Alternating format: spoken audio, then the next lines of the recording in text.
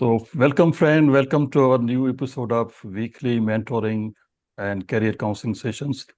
जैसे आपको मालूम है कि हम ऐसे दोस्तों को अपने प्रोग्राम में ज़हमत देते हैं जिनका पूरी लाइफ या पूरी करियर एक ही फील्ड में रहा हो और उस फील्ड का वो आपको अपने कहते हैं हैंड्स ऑन एक्सपीरियंस शेयर करेगा। तो आज जिस दोस्त को हमने ज़हमत दी है वो है तो मेरा पुराना दोस्त जिसने अपनी पूरी ज़िंदगी सिविल सर्विसेज में गुजारी। क्योंकि इस हमारे ग्रुप में बहुत सारे एस्पायरेंट्स मौजूद हैं और सबका ये ड्रीम होता है कि हम सिविल सर्विसेज में आ जाएं। अगर सिविल सर्विस में आए तो उनकी सबसे पहली प्रायोरिटी होती है कि हम डीएमजी पीएएस में आ जाएं। अब वो हमने एक ऐसे दोस्त को बुलाया है जिसने अपना करियर डीएमजी पीएएस से स्टार्ट किया और ही retired as a chief secretary of his province from from KPK.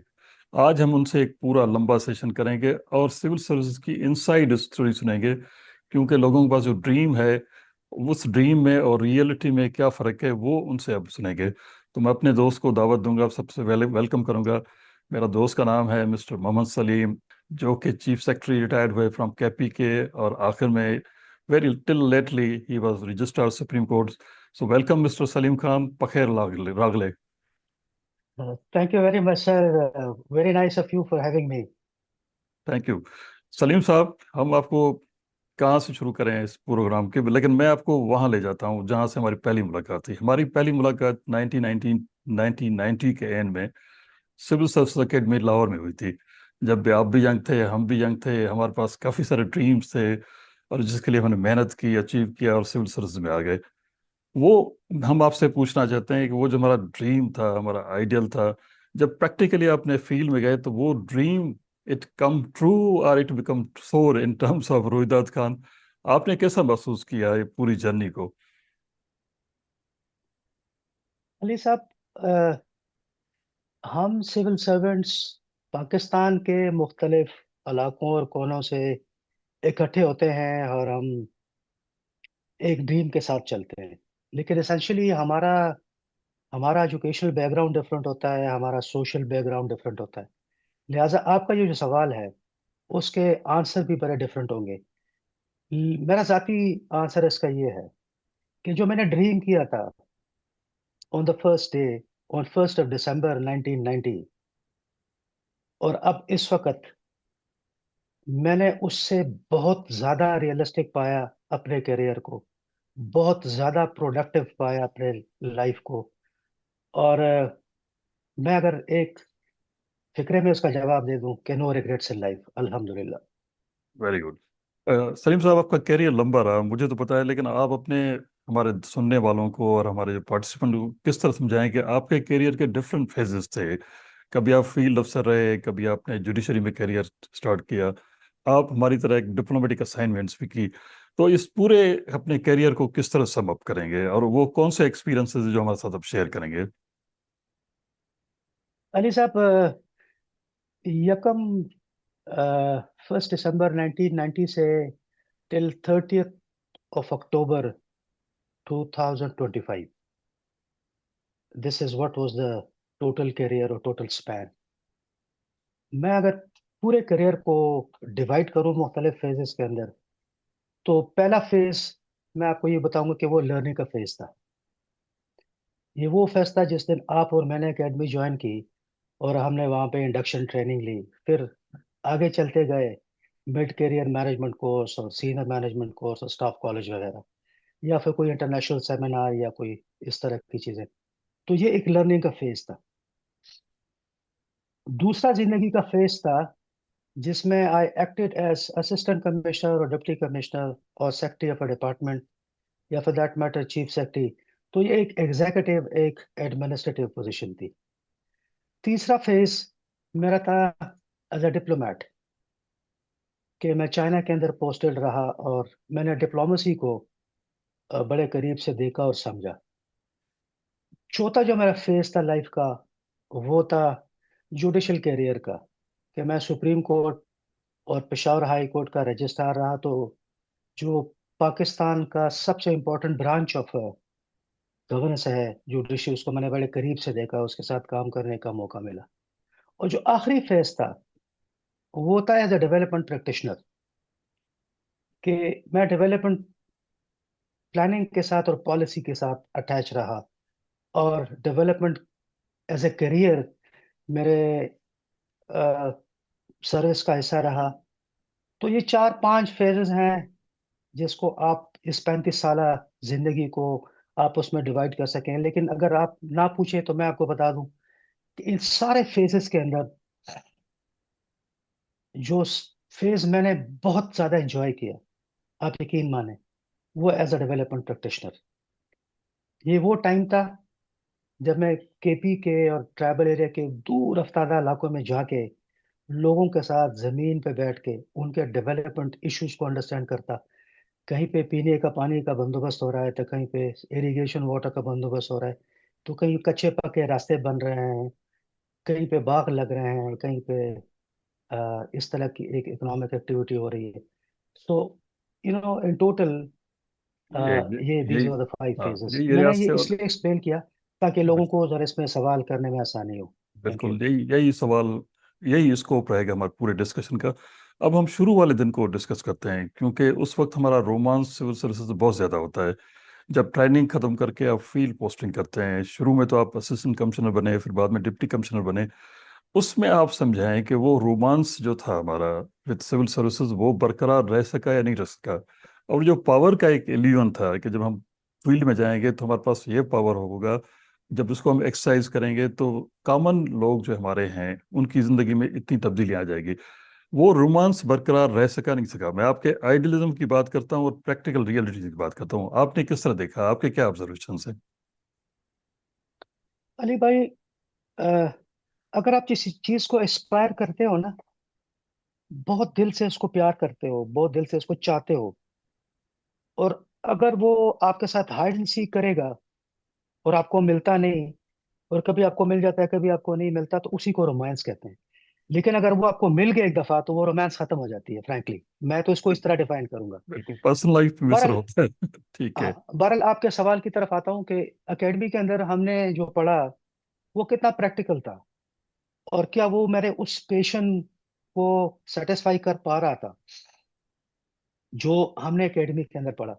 तो मैं इसको थियोरेटिकली ऐसे एक्सप्लेन करूंगा कि एकेडमी के अंदर आपका टाइम बड़ा लिमिटेड होता है। वो चीज़ों का एक फ्लेवर आपको देते हैं। वो आपको कुछ चीज़ें बहुत ज़्यादा अच्छी तरह समझा लेते हैं, लेकिन बहुत सारी चीज़ों का आपको सिर्फ एक फ्लेवर, एक टच देते हैं। लेकिन जब आप फील्ड के अंदर चले जाते हो तो वहां पे वो जो चीज़ आपने समझा होता है उसकी रेलेवेंस भी होती है, और जिसका आपको फ्लेवर मिला होता है वो भी बहुत ज्यादा स्टार्कली सामने आ जाती हैं। और कुछ ऐसी बहुत सारी चीजें सामने आ जाती हैं जो ना आपने कभी पहले सुनी होंगी, ना पहले कभी समझी होंगी। ये आप चीज ध्यान में रख लें कि हम एक बहुत बड़े मुल्क के अंदर रह रहे हैं। उसकी फिजिकल और ज्योग्राफिकल डेप्थ बड़ी है, उसकी कल्चरल और लिंग्विस्टिक डाइवर्सिटी बड़ी है। इस सब को डॉक्यूमेंट करना और ये किसी को पढ़ाना बड़ा मुश्किल है।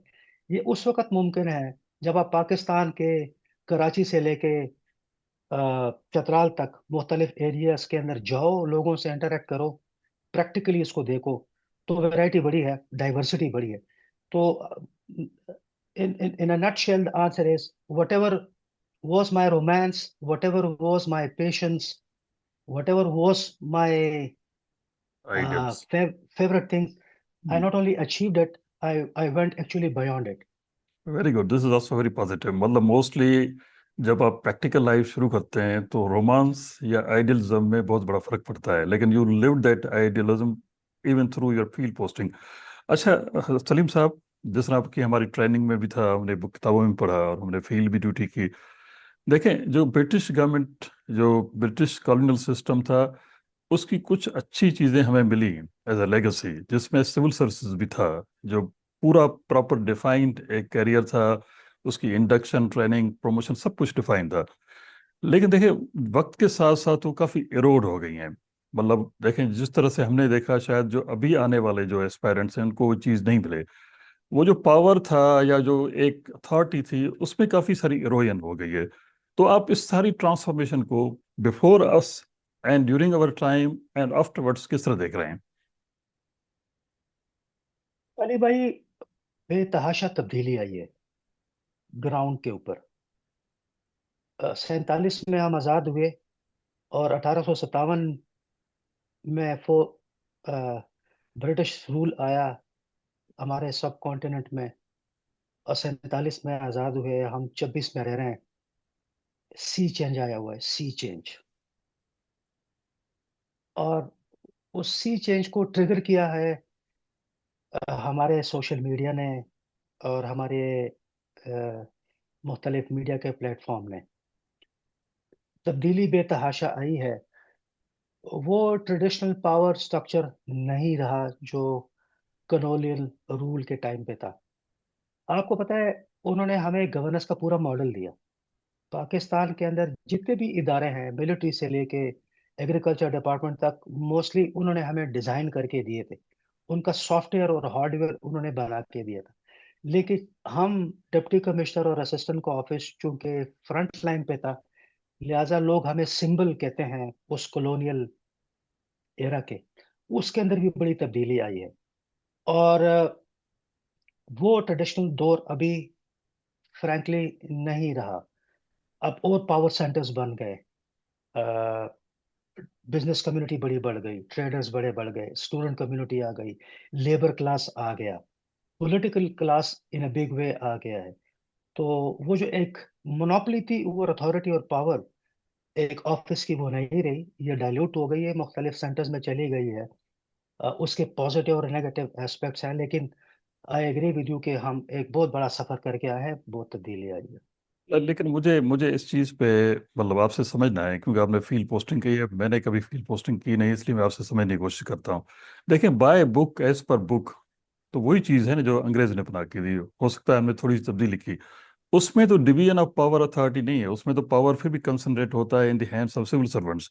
उसमें जो एरोजन हुई है, उसमें जो डाइल्यूशन हुई है, उसमें जो इंटरफेरेंस हुई है, उसको किस तरह देख रहे हैं? मगर मतलब इसको अगर इस तरह से कनेक्ट करें कि आया ये पाकिस्तान में जो गवर्नेंस का इशू आ रहा है वो इसलिए आ रहा है कि उस पावर स्ट्रक्चर में इंटरफियरेंस हुई है, या इसलिए आ रहा है कि ये चीज़ें इवॉल्व नहीं हो सकी और आजकल की ज़रूरत है वो हम उसको पूरी नहीं कर सकी, इसलिए उसमें एरोजन आया है, जिसलिए अब पाकिस्तान में बहुत सारी अफरा तफरी और काफ़ी जो है ना कॉन्फ्लिक्ट चल रही है मेरे ख्याल में। आप क्या देख रहे अली हैं? साहब, अली साहब, बड़ा इंपॉर्टेंट सवाल आपने किया है। देखिए,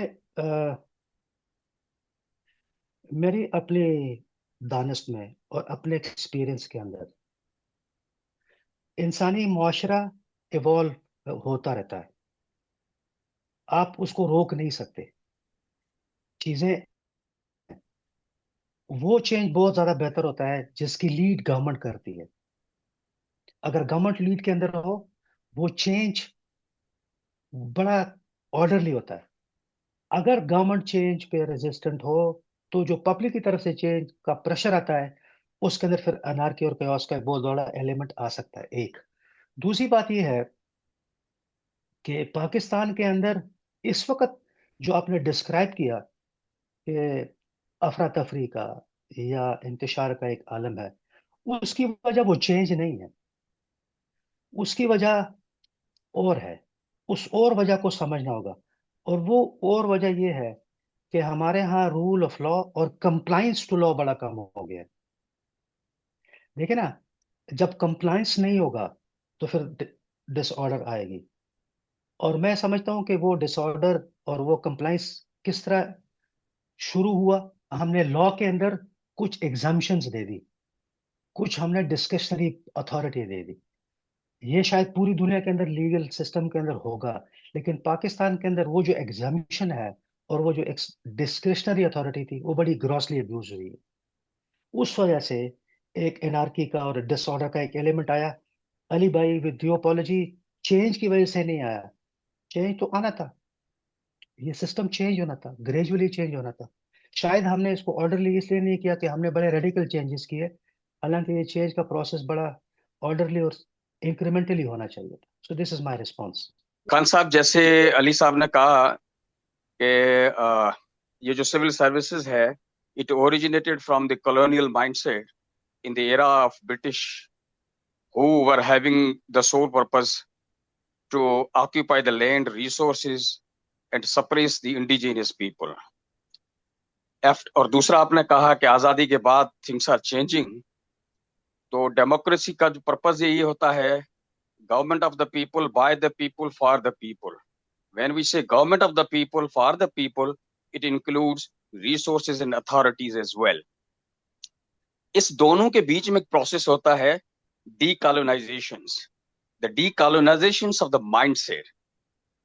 वो जो legacy of the bureaucracy, क्योंकि हिस्ट्री बताती है कि ब्रिटानिया का जो भी एम्प्लॉय होता था, when they used to work in a the then India, वो जब वापस जाता था तो उसको वो पोस्टिंग भी नहीं देते थे और वहां पे वो प्लेस भी नहीं करते थे, because they were coming from a land which were occupied.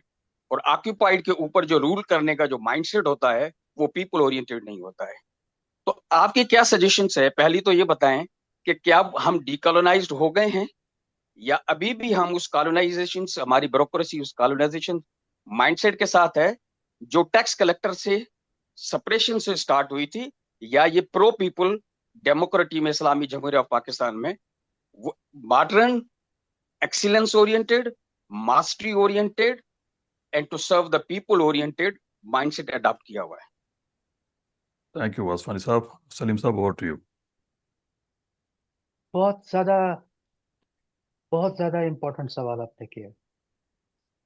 जितना लंबा आपने सवाल किया है, मैं उसका मुख्तसर जवाब देता हूँ. जवाब मेरा ये है कि हम उस कॉलोनियल एरा के माइंडसेट से नहीं निकले. हम नहीं निकले. मैं बतौर सेक्रेटरी या बतौर चीफ सेक्रेटरी जब डिप्टी कमिश्नर के ऑफिस में जाता था तो मैं उनसे यही सवाल करता था कि एक थोड़े टाइम के लिए सोचें कि इस जिले की पब्लिक और मेरे इस ऑफिस का रिलेशनशिप क्या है. क्या वो एक रिलेशनशिप ऑफ ट्रस्ट है? क्या वो एक रिलेशनशिप ऑफ प्रोडक्टिविटी है? या क्या वो एक रिलेशनशिप ऑफ इल विल है या बिटरनेस है? मैं यही कहता होता था कि जी आप ननबाई की दुकान पे चले जाते हो, देखो this is pattern of our relationship. रोटी का वजन किया, आपने कहा जी रोटी का वजन कम है, मैं 10,000 रुपये जुर्माना करता हूँ. आप दुकानदार के पास चले गए कि जी आपके बाट जो वेट्स हैं वो सर्टिफाइड नहीं है, मैं आपको जुर्माना करता हूँ. आप दुकानदार के पास जाते हो कि आपकी दुकान बाहर सजी हुई है रोड के ऊपर, मैं आपको जुर्माना करता हूँ. तो जब आप निकलते हो वहां से, एक इल विल और बिटरनेस हम क्रिएट करते हैं. क्या उस ननबाई से आपने पूछा है कि वजन आप कम रख रहे हो, आपका सप्लाई चेन क्या है, आपका कॉस्ट कितना आ रहा है इसके ऊपर? क्या ये आपका जो बिजनेस है, अगर आप रूल के मुताबिक चलोगे, इकोनॉमिकली वाइबल है कि नहीं? आपको कुछ नहीं समझ आ रहा कि उसने जाके ब्लैक मार्केट से आटा खरीदा होगा और वो उसको इतना एक्सपेंसिव पड़ रहा है कि वो उसको रोटी का वजन कम करना पड़ा ताकि अपने प्रॉफिट मार्जिन को रखे. आपको ये नहीं पता कि दुकानदार आपके रेट लिस्ट को फॉलो नहीं कर रहा बिकॉज पीछे सप्लाई में बड़े इश्यूज और प्रॉब्लम है. सो मैं आई परफेक्टली एग्री विद यू कि हम उस कॉलोनियल माइंडसेट से नहीं निकले और हम उसी के साथ कंटिन्यू कर रहे हैं. लॉ के अंदर चेंज आ गई है लेकिन हमारे माइंडसेट के अंदर चेंज नहीं आ सकी. और उसकी शायद बुनियादी वजह ये है, मैं अक्सर दोस्तों को यही बताता हूँ कि हमारे फील्ड ऑफिसर्स बड़े घरों में रहते हैं, उसके अंदर सारी फैसिलिटी उनको अवेलेबल होती है. आप साल 6 महीने उसी इन्वायरमेंट के अंदर रहें, आपको यकीन हो जाता है कि पूरी दुनिया इसी माहौल में रह रही है, किसी को भी प्रॉब्लम ही नहीं है. हम शहरी आबादियों से दूर रहते हैं. आप लाहौर का GOR देख लें, KP के अंदर जो सरकारी अफसर रहते हैं वो मेन आबादियों से दूर रहते हैं, जिसमें सारी फैसिलिटी अवेलेबल है. आपके बच्चे किसी और स्कूल के अंदर पढ़ते हैं, आप एक और ख़ास इन्वायरमेंट के अंदर बैठे होते हैं. जो नीचे फील्ड के अंदर लोगों की हालत है वो हम उससे ज़रा रिमोट है. तो आई एग्री विद यू, हम एक कॉलोनियल, हम एडमिट नहीं करते लेकिन हम मूव कर रहे हैं उसी के साथ. एक बात की हो और मेरे ऊपर जिम्मेदारी है कि अपने कल्चर की हिफाजत करूं, सिंध के कल्चर की. I retired as wing commander in 2023 और आजकल मैं अपने बिजनेसेस कर रहा हूँ कराची में. डिफरेंट बिजनेसेस हैं, रियल एस्टेट, लॉजिस्टिक्स, टूरिज्म वगैरह. और साथ ही साथ बड़े दिल से मैं काम करता हूँ ये अपने सिंध की तहजीब की हिफाजत के जितने भी लोग होते हैं, जैसे अली मदान साहब हैं, बाकी लोग, तो इनसे रहनुमाई लेके, इनसे मदद लेके तो हम कुछ काम कर रहे थे. मेरा सर सवाल आपसे ये है कि जो ब्यूरोक्रेसी है इसमें, जैसे आपने अभी बोला है कि रिफॉर्म की जरूरत है, वो तो बिल्कुल है। हम अपने इलाकों में सिंध बलूचिस्तान पे मैं खासतौर पर फोकस कर रहा हूँ। मेरा कॉन्सेप्ट ये है कि जो ब्यूरोक्रेसी है, एक तो ये कि हमारे पास बिकॉज ऑफ पॉलिटिकल रीजंस एक डिफरेंट किस्म की एंट्रीज हो गई हैं। अनफॉर्चुनेटली हमारी ब्यूरोक्रेसी बहुत कंप्रोमाइज हो गई है। This is a very soft word that I am using. Otherwise to deliver, हमारे पास अब उस ब्यूरोक्रेसी को एग्जिस्टिंग सूरत हाल में हैंडल करने के लिए हमें क्या करना चाहिए, नंबर वन ये।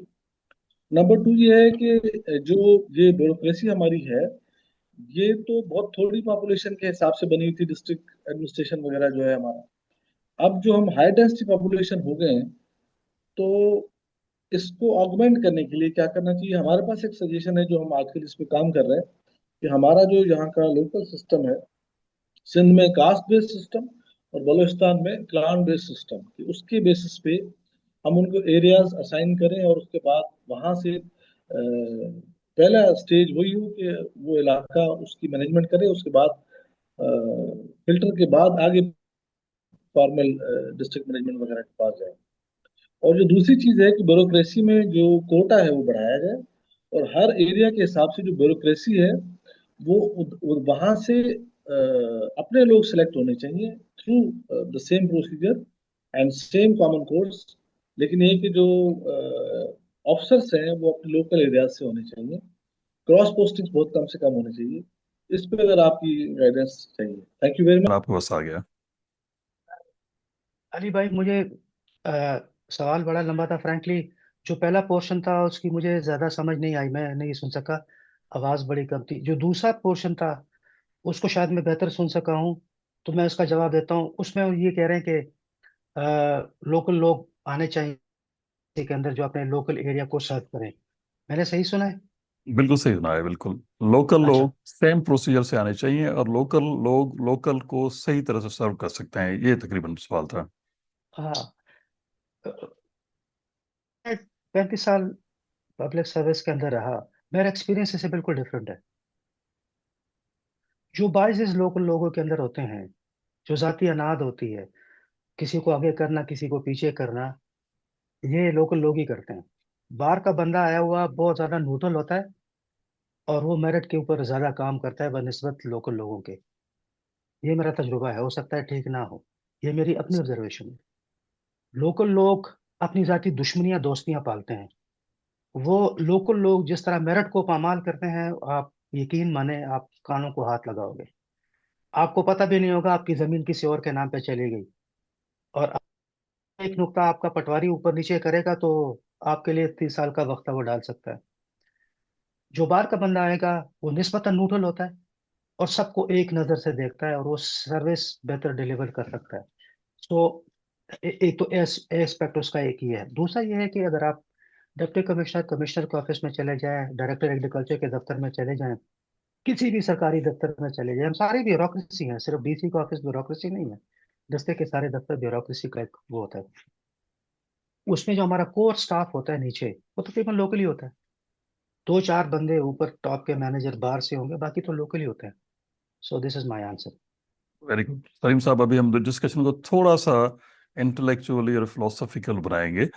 वो मेरा क्वेश्चन ये है कि सर, स्टेट इटसेल्फ एक कॉन्सेप्ट है, लेकिन स्टेट इंस्टीट्यूशन स्टेट को बनाते हैं। जब इंस्टीट्यूशनल इंटीग्रेशन इंटीग्रिटी होती है, इंस्टीट्यूशंस परफॉर्म करते हैं, तो स्टेट भी बेहतर परफॉर्म करती है।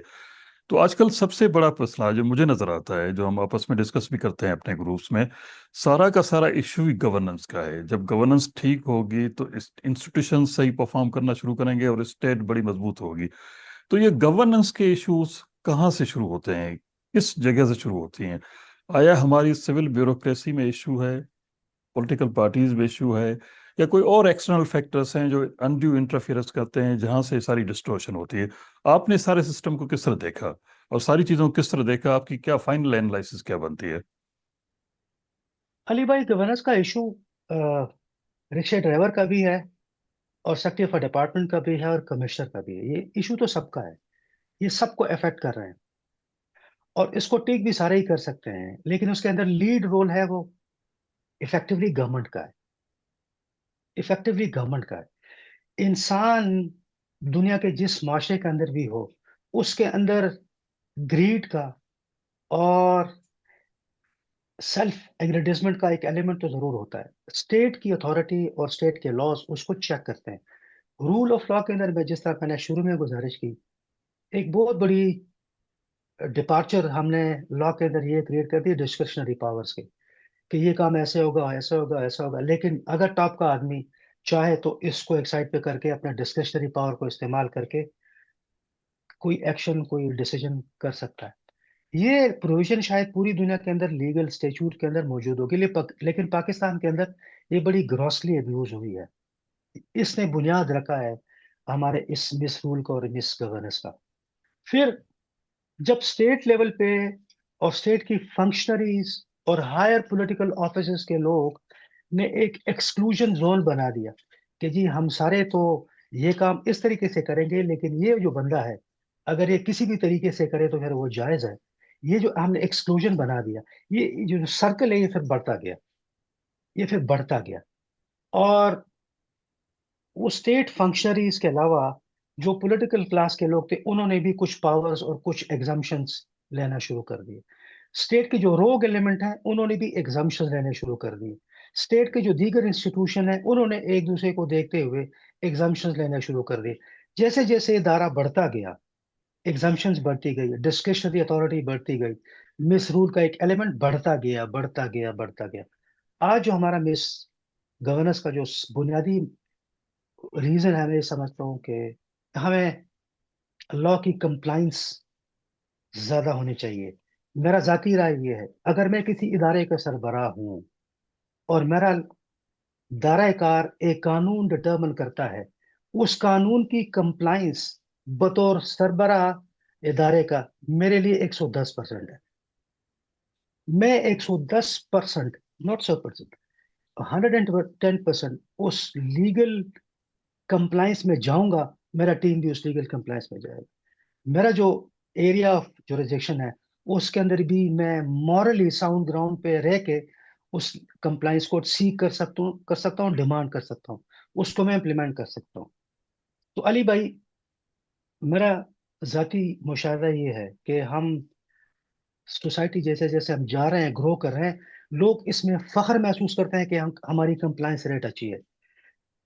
लोग इस वक्त पाकिस्तान के अंदर इस बात को फख्र से कहते हैं कि जी मेरा वालिद चूंकि कमिश्नर था, मेरा वालिद चूंकि चीफ सेक्रेटरी है, मैं इस लाइन को बंक कर सकता हूँ और मैं आगे जाके खड़ा हो जाता हूँ, मुझे पासपोर्ट और मुझे क्लियरेंस जल्दी मिल जाएगी। ये जो थिंकिंग है कि हम लाइन को बंक करके और छोड़ के आगे चले जाएं, सबको पीछे छोड़ दें, ये मिस गवर्नेंस का और मिस रूल का एक बहुत बड़ा एलिमेंट है। बिल्कुल सही बात है। हम आपस में भी डिस्कस करते रहते हैं अपने ग्रुप में। मेरी हमेशा आपने देखा होगा लाइन एक ही होती है। लाइन ये होती है कि जब आपका रूल ऑफ लॉ वीक होगा तो जो आउटसाइडर एलिमेंट्स हैं वो स्ट्रांग हो जाएंगे। ठीक है। लेकिन मैं आपके, क्योंकि फील्ड आपकी दूसरी है, मैं उसी पे लेके आता हूँ चीज़ों को। देखें, इन इन एज पर बुक रूल्स वही हैं, लेकिन कम्प्लेक्सिटी हमारी कहाँ पे है? मतलब कम्प्लेक्सिटी हमारे अफसरों की है कि उस रूल्स को इम्प्लीमेंट नहीं करते, या किसी और को इजाज़त देते हैं कि उस रूल्स में इंटरफियर कर लें। क्या क्या हमारी ये कमजोरी जो है हमारे सिविल सर्वेंट्स की, ब्यूरोक्रेट्स की, इसी वजह से दूसरे एक्टर्स को मौका मिला है, या ओवरऑल पूरी सोसाइटी या जो पावर स्ट्रक्चर उसमें एरोजन हुई है, इसलिए ये चीज़ें जो है ना हमारी सोसाइटी या हमारे जो है ना फील्ड डिपार्टमेंट्स में और हर डिपार्टमेंट में आ गई है? इसको थोड़ा सा आप हैंडल कर लें तो फिर हम आगे चलते हैं, डिस्कशन को बढ़ाते हैं। देखें, इसमें जो जो स्टेक होल्डर्स इन्वॉल्व है, थ्योरेटिकली जिम्मेवार तो सारे हैं, लेकिन लेकिन वो बंदा बहुत ज्यादा जिम्मेवार है जिसकी जिम्मेदारी इम्प्लीमेंटेशन की है।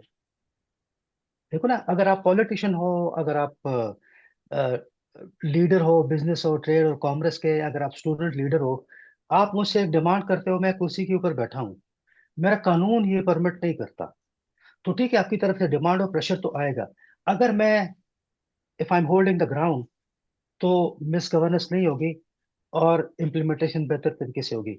मैं अगर गिवन करूंगा, मैं अपनी कमजोरी दिखाऊंगा किसी प्रेशर की वजह से या अपनी जाती फायदे के अंदर, तो एक मिस गवर्नेंस का और मिस रूल का एक एलिमेंट सामने आ जाता है। तो मैं आपसे एग्री करता हूँ कि उस सारे स्टेक होल्डर्स के होते हुए जो प्राइमरी रिस्पॉन्सिबिलिटी है वो उस सिविल सर्वेंट की है, जिसके जिम्मे है कि उस कानून को इम्प्लीमेंट करे। बिल्कुल सबसे आप ज्यादा कमी कोताही उसी की है, तो बिल्कुल मैं मैं उसको उसी पे जिम्मेदार समझता हूँ। मैं उसी पे आ गया। बिल्कुल मतलब मेरा मेरा सवाल भी ये था, आपने मेरे सवाल को सही एड्रेस किया और उसी जगह पे है। क्योंकि आप जिस कुर्सी पे बैठे हुए हैं, जिस पोजीशन में बैठे हुए हैं, आप भी जिम्मेदार हैं। अगर आप किसी को अलाउ करेंगे तो उसमें रोयन आएगी, अगर आप उसको होल्ड करेंगे तो आप रहेगी। अब मुझे बताओ कि एक हमारा सिविल सर्वेंट ग्रेड 18 में उनको हायर फील्ड पोस्टिंग में डिप्टी कमिश्नर बन जाता है। अगर वो रजिस्ट करता है, क्या उसको हमारा सिस्टम प्रोटेक्ट करता है नहीं करता? अगर प्रोटेक्ट नहीं करेगा तो वो किस तरह के चलेगा? क्या आया हमारे पूरे सिस्टम में प्रॉब्लम है इस तरह की, या हमारे उस जो इंडिविजुअल है जो हमारा अफसर, उसमें उसमें प्रॉब्लम है? आप क्या समझते हैं? अली भाई, मेरा एक्सपीरियंस टोटली डिफरेंट है। अगर आप रजिस्ट करते हो, आप सफर करते हो, इसमें कोई शक नहीं है, लेकिन आप साथ एंजॉय भी करते हो। आप यकीन माने, जो किसी का गैर कानूनी और गैर अखलाकी हुक्म मानने के अंदर जो कोफ्त होती है ना, वो रिफ्यूजल के अंदर जो एंजॉयमेंट है, जो म्यूजिक है, वो उसमें नहीं है। मैं आपको सही बता दूं, नंबर वन। नंबर टू, मेरा साथ एक्सपीरियंस किसी और का एक्सपीरियंस डिफरेंट हो सकता है। Nature is a great leveller. किसी जगह से किसी जगह से अगर आप रिजेक्ट होते हो, 5 जगह और होती है जहां से आप एक्सेप्ट होते हो। आप एक रेपुटेशन बिल्डअप करते हो कि ये बंदा कंप्लायंस वाला आदमी है, लेटर एंड स्पिरिट पे चलने वाला आदमी है, जाती मफाद इसका कोई नहीं है, इंटेग्रिटी इसकी ठीक है, पब्लिक सर्विस ओरिएंटेड आदमी है। अब भी पाकिस्तान के इस दौर के अंदर बहुत सारे लोग ऐसे होंगे जो आपको ओन कर सकते हैं। मैं आपको एक छोटी सी एक मिसाल देता हूँ। मेरी पहली पोस्टिंग मियांवाली की थी। वहां पे 2 महीने के अंदर अंदर मेरा मिनिस्टर था, उसके साथ मेरी मेरी प्रॉब्लम हो गई। So I shifted my family. We were still in the process of unpacking our domestical articles. अब घर भर सजा रहे थे, और एक दिन मैं सुबह दफ्तर में बैठा हूँ तो अखबार में पढ़ा कि मेरी पोस्टिंग हो गई है, आफ्टर स्पेंडिंग 90 डेज। लेकिन पता है क्या हुआ? जब वो मेरा कंप्लेंट लेके आगे गया था, और जिस अथॉरिटी के सामने उसने मेरा कंप्लेंट किया था, अल्लाह ने उसके जुबान से कुछ कलमे वहां पे अदा करवाए थे। वो ये थे कि जी बंदा ते बड़ा चंगा है, पर सानू वारा नहीं खांदा। हम्म, एंड दैट क्लिक समबडी। हम्म, और उसी बुनियाद पे मेरी अगली पोस्टिंग 2 साल की थी। मैं बड़ा इत्मीनान के साथ जिंदगी गुजारता रहा, मेरा स्टाइल वही था। सो मैं आपको ये बताना चाहता हूँ कि प्रेशर बड़ा होता है, आपको सफर करना पड़ता है, लेकिन अगर आपके कुछ अकायद हैं, आपके कुछ नजरियात हैं, आपके कुछ टेबूज हैं, आपके कुछ रेड लाइंस हैं, अगर आप उसके लिए सफर नहीं करते तो आपके टेबूज नहीं है फिर। ये आपने ऐसे ही खामखा रखे हुए बिल्कुल। थैंक यू हैं। सलीम साहब। ये आप दोस्तों, आज हमारा फर्स्ट सेशन जो है ना सलीम साहब से कंप्लीट हुआ। ये सिर्फ इंट्रो था, उनकी शुरुआती जिंदगी जो उसने फील्ड में गुजारी उसके बारे में हमने चंद चीजें सीखी। इंशाल्लाह अगले सेशन में इसको मजीद हम डिस्कस करेंगे। Thank you very much. Thank you all.